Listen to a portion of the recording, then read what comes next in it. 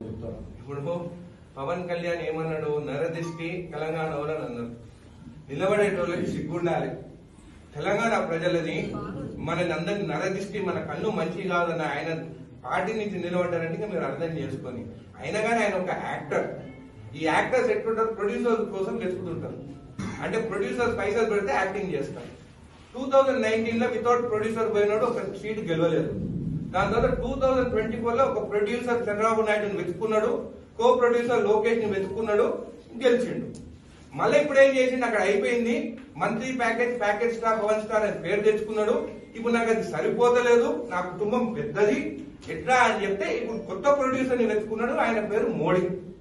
ఆ మోడీ ప్రొడక్షన్ లో ఇప్పుడు తెలంగాణకు రావాలని అనుకుంటున్నారు. మళ్ళా ఇది హై బడ్జెట్. కొన్నిసార్లు హై బడ్జెట్ 1000 కోట్లు పెట్టినవి కూడా 50 కోట్లు రావు. సో ఈ హై బడ్జెట్ గెలుస్తారా ఓడిపోతారా అనేది ప్రజలు నిర్ణయించాలి. ముందు ఆ ఈగో ఇంకా అడ్డం పెట్టుకుంటున్నా అక్కడ. నేను కూడా ఆయన ఫ్యాన్, చిరంజీవి మూవీ చూస్తాను, బాలకృష్ణ మూవీలు చూస్తాను.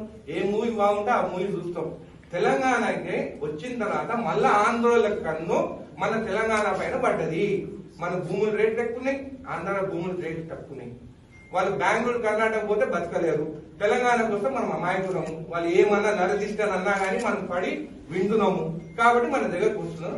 తెలంగాణ ప్రజలే దీని గురించి ఆలోచించాలని తెలియజేస్తున్నాం.